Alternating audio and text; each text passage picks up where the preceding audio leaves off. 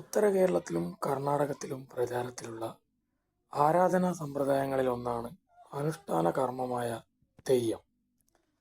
പഴയങ്ങാടി പുഴയ്ക്ക് വടക്കോട്ട് കളിയാട്ടമെന്നും പഴയങ്ങാടി മുതൽ വളവട്ടണം വരെ തെയ്യം എന്നും അല്പാൽപ വ്യത്യാസത്തോടെ തെയ്യം അറിയപ്പെടുന്നു. കോഴിക്കോട് ജില്ലയുടെ വടക്കൻ ഭാഗങ്ങളായ വടകര, കൊയിലാണ്ടി എന്നീ പ്രദേശങ്ങളിൽ തിറ എന്ന പേരിലാണ് ഇത് അറിയപ്പെടുന്നത്.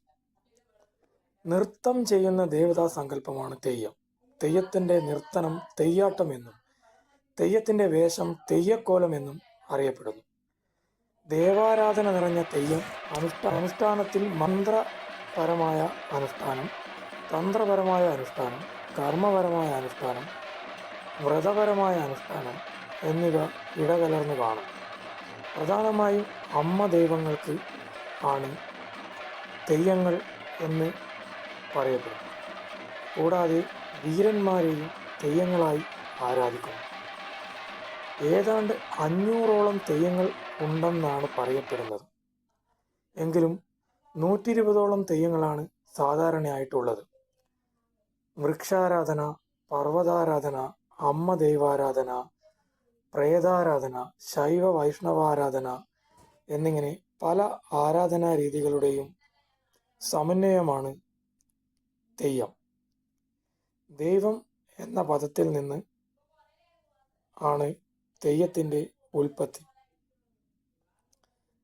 തമിഴിൽ ദൈവം എന്ന രൂപമാണ് ദൈവശബ്ദത്തിന് സമാനമായി കാണപ്പെടുന്നത്.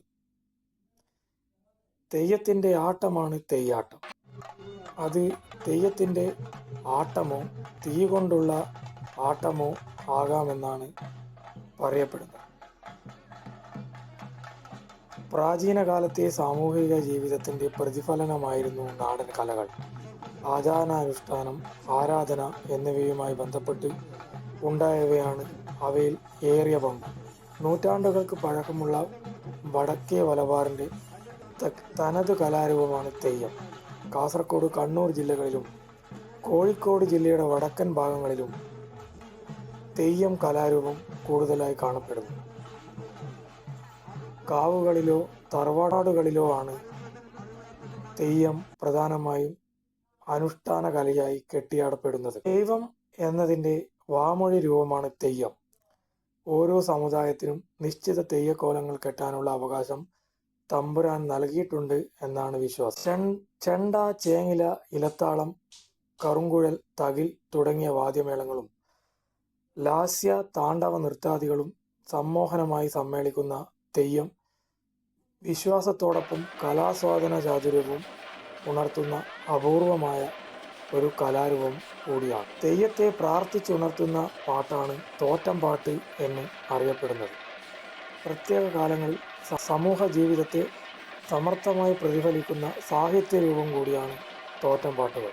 ക്ഷേത്രം, വിഗ്രഹം, വിളക്ക് എന്നിവയിൽ ദൈവികതയെ ഒതുക്കി നിർത്താതെ ദൈവങ്ങൾക്ക് തങ്ങളുടേതായ ദൃഷ്ടികോണുകളിൽ രൂപവും ഭാവവും നൽകി അതിന് അനുയോജ്യമായ അനുഷ്ഠാന പിൻബലം നൽകി തെയ്യം എന്ന ഇങ്ങനെയുള്ളൊരു ഉപാസനാ രീതിയെ മാനവരാശിക്ക് സമ്മാനിച്ച നമ്മുടെ പിതാമഹന്മാരുടെ ആവിഷ്കാര ബോധത്തെ നാം അത്ഭുതത്തോടെയോ അസൂയയോടെയോ നോക്കിക്കാണേണ്ടിയിരിക്കുന്നു. അത്ര മനോഹരമായിട്ടാണ് അവർ ഓരോ തെയ്യങ്ങളെയും രൂപകൽപ്പന ചെയ്തിട്ടുള്ളത് എന്ന് നമുക്ക് മനസ്സിലാക്കാൻ സാധിക്കും. ഓരോ ദൈവങ്ങളുടെയും തെയ്യങ്ങളുടെയും മുഖത്തെഴുത്ത്, കോലങ്ങൾ എന്നിവ നോക്കിയാണ് നമുക്ക് ഓരോ തെയ്യങ്ങളുടെയും അതിമനോഹരമായ മുഖത്തെഴുത്തും ആ തെയ്യങ്ങളുടെ വേഷഭൂഷാദികളും നമുക്ക് മനസ്സിലാക്കാൻ സാധിക്കും. സമുദായക്കാരുടെയും ഒരു അനുഷ്ഠാന രൂപമായി തെയ്യം കെട്ടിയാടുന്നത്. ഉത്തര മലബാറിൽ തെയ്യക്കോലത്തിന് തുടക്കം കുറിക്കുന്നത് തുലാ 10-ന് കോളച്ചേരി ചാത്തമ്പള്ളി വിഷകണ്ഠൻ തെയ്യത്തിൻ്റെ വരവോടുകൂടിയാണ്. തെയ്യക്കാലം അവിടെ ആരംഭിക്കും.